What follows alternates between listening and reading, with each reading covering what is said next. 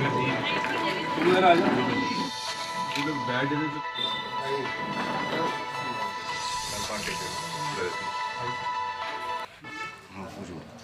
आज northern railway mess union का आज यहाँ बैठक हुई है, क्या उद्देश्य है उसका?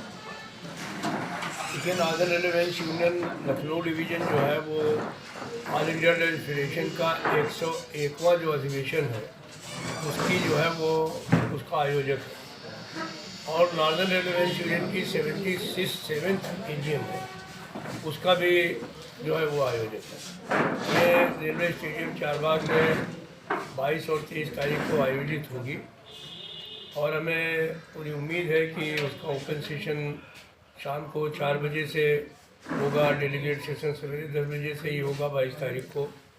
और रैली जो है वो वाजपेयी जी की मूर्ति जो है वहाँ से शाम को 3 बजे निकलेगी और चारबाग में उसका ओपन सेशन होगा। उसमें हमारे जो इंटरनेशनल ट्रांसपोर्ट वर्कर्स फेडरेशन के महामंत्री हैं, जो 156 देशों में के ट्रांसपोर्ट के जो कर्मचारी हैं उनका नेतृत्व करते हैं, तो उन लोगों के जो महामंत्री हैं वो हम लोगों के बीच में होंगे। स्टीवन कॉटन हमें अभी तक डिप्टी सीएम जो है वो ब्रजेश पाठक जी का मिल चुका है कि वो भी आएंगे। योगी जी ने भी अभी तक मना नहीं किया है, लेकिन अभी तक उनका हाँ वाला भी नहीं आया है, लेकिन हम आशा करते हैं कि लखनऊ में कॉन्फ्रेंस हो रही है तो इसलिए वो भी आने का काम करेंगे।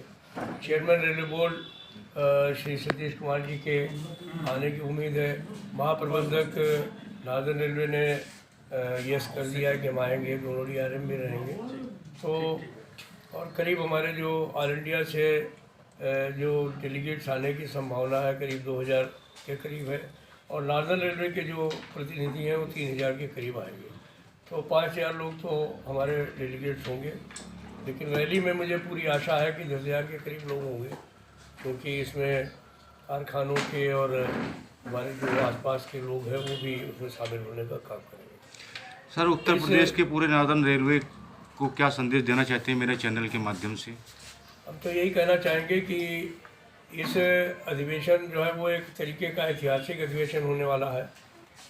8वां वेतन आयोग इस अधिवेशन के एजेंडे पर सबसे पहला सवाल है। अब की बार जो टर्म्स एंड रेफरेंस आए हैं 8वें वेतन आयोग के, वो कर्मचारियों के अनुकूल नहीं लगते हैं, पेंशनर्स के अनुकूल नहीं लगते हैं। तो सरकार से मांग होगी कि ये जो वेतन आयोग के बारे में जो टर्म्स एंड रेफरेंस है उनके अंदर बदलाव किया जाए। 1 जनवरी 2026 से इसको लागू करना है, तो जल्दी से जल्दी इसकी रिपोर्ट आनी चाहिए।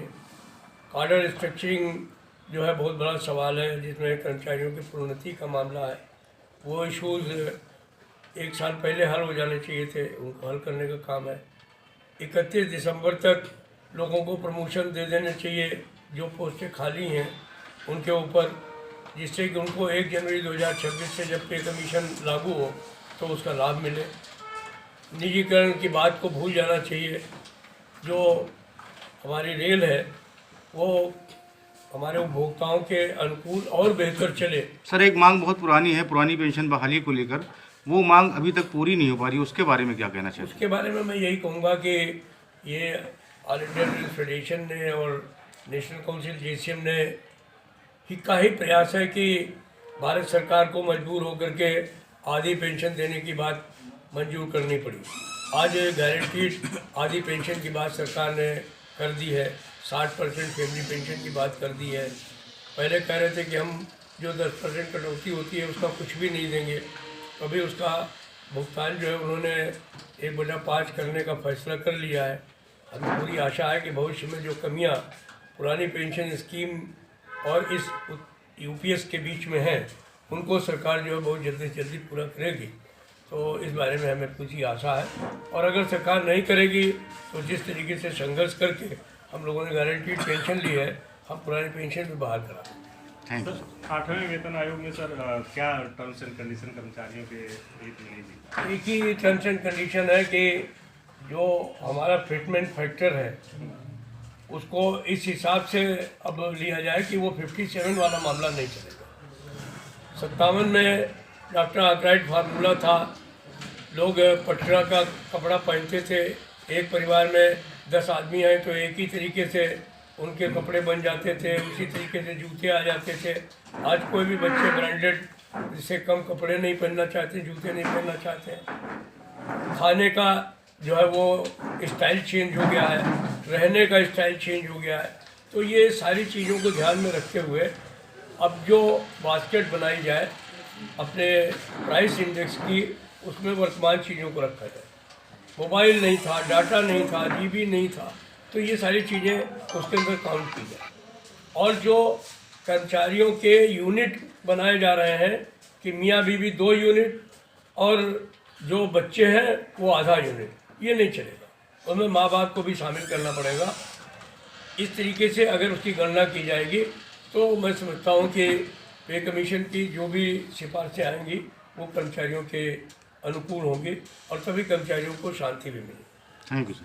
तो सर कोई भी ऐसी जोन नहीं है जहाँ पर कि नॉर्दर्न रेलवे में इस समय खाली नॉर्दर्न रेलवे में तकरीबन 50,000 पोस्टें खाली हैं और आप पूरे देश के इंडियन रेलवे पे 22,000 पोस्टें खाली करने की बात कर रहे हैं। तो ये चलने वाला नहीं है। आपको जितनी वास्तविक पोस्टें खाली हैं वो भरनी पड़ेगी। और ये जो सेफ्टी कैटेगरी है, रेलवे एक ऐसा डिपार्टमेंट है जहाँ पर कि सुरक्षा की सबसे बड़ी आवश्यकता है। वहाँ पर आप फिक्स टर्म एम्प्लॉयमेंट से काम चला लें, ठेकेदार के श्रमिक से काम चला लें, आउटसोर्सिंग से काम चला लें, वो चलने वाला नहीं है।